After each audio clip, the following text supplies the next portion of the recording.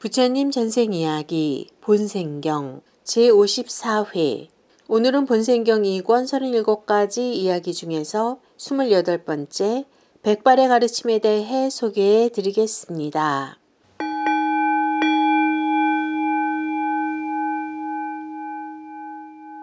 이 전생 이야기는 부처님께서 기원정사에 계실 때 위대한 출가에 대해서 말씀하신 것이다. 그때 비구들은 10가지 힘을 갖추신 부처님의 출가를 찬양하면서 모여 있었다. 그러자 부처님께서 법당으로 오셔서 비구들에게 물으셨다. 비구들이여, 그대들은 여기서 무슨 이야기를 주고받고 있었는가? 비구들이 말씀드렸다.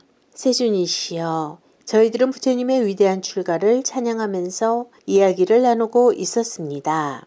그러자 부처님께서 말씀하셨다. 비구들이여, 진리에 도달한 사람이 출가하였던 일은 지금뿐만의 일이 아니다. 과거에도 그런 일이 있었다. 그리고 비구들의 청에 따라 부처님께서 전생 이야기를 말씀하셨다. 그 옛날 비데아 왕국에는 왕이 살고 있었다. 그는 종교에 대한 강한 믿음을 갖고 있었고 정도로서 나라를 다스리는 왕이었다. 그는 84,000년 동안 왕자로 있었고 또한 황태자의 자리에 앉았으며 또 대왕의 자리에 올라 통치하며 길고 긴 세월을 지내오고 있었다. 그러던 어느 날 이발사에게 이야기하였다. 만일 내 머리에서 흰 머리카락이 발견되면 내게 알리도록 하라. 그 후 아주 오랜 시간이 흐른 어느 날 이발사는 왕의 새카만 머리카락 사이에서 흰 머리카락을 하나 발견하게 되었다. 여기 흰 머리카락을 찾았나이다. 자, 그러면 그대는 그 머리카락을 뽑아서 내 손 위에 올려놓아라. 이발사는 황금 족집게로 그것을 뽑아서 왕의 손 위에 올려놓았다. 그때 왕에게는 아직 84,000년의 수명이 남아있었다. 그렇기는 해도 백발을 발견하자 마치 죽음의 신이 찾아온 양 흡사 자신이 불타오르는 오두막에 들어앉아 있는 양 생각되어 마음은 애달고 초조에 견딜 수 없었다. 어리석도다. 마카데바여. 백발이 나오도록 이 번뇌들을 끊지 못했다니. 그는 이렇게 백발이 난 것을 거듭거듭 생각하다 그만 몸속에 열이 일어났다. 몸에서 땀이 비오듯 흘러 온통 끈적거리고 옷이 착 달라붙어 벗을 수도 없을 지경이었다. 마침내 왕은 결단을 내렸다.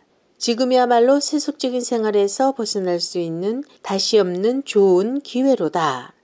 이발사에게는 10만 금이 들어오는 마을을 하사한 후 자신의 맏아들을 불러 이렇게 말했다. 내 머리에 백발이 돋아났구나. 나는 이제 늙었다. 또한 인간적인 욕망은 누릴 대로 누렸다. 이제는 천상의 즐거움을 구하고 싶구나. 내가 출가할 다시 없는 좋은 기회이다. 너는 이 왕권을 물려받으라. 나는 집을 나가 마카데바 망고숲에 살면서 사문 수행자의 도를 닦고자 하노라. 출가할 결심이 선 왕에게 대신들이 물었다. 대왕이시여, 무슨 까닭으로 출가하고자 하나이까? 왕은 흰 머리카락을 들어 보이며 대신들을 향해 다음과 같은 개송을 외웠다. 내 머리에 백발이 생겨났다. 수명을 갉아먹는 하늘의 심부름꾼이 나타난 것이다. 지금이야말로 집을 나설 다시 없는 기회가 아닌가. 왕은 이렇게 노래하고 바로 그날 왕위를 물려주고 출가하여 선인이 되었다. 그리하여 마카데바 망고숲에 살면서 84,000년 동안 자비이사의 한없는 마음을 실천하고 다시 물러서지 않는 선정에 잠겨 때가 되자 범천계에 태어났다. 그리고 다시 윤회하여 같은 마틸라 성에서 니미라라는 이름의 왕이 되어 멸절의 상태에 놓인 자신의 일족을 다시 일으킨 후 앞서의 망고숲으로 출가하여 성스러운 마음 상태를 실천하고 목숨이 다해 범천계에 이르렀다. 부처님께서 이렇게 전생 이야기를 들려주신 뒤 4가지 성스러운 진리에 관하여 가르침을 베푸시자 그 자리에 있던 비구들 가운데 어떤 이는 예루가를 또 어떤 이는 일레가를 그리고 어떤 이들은 불왕가에 올랐다.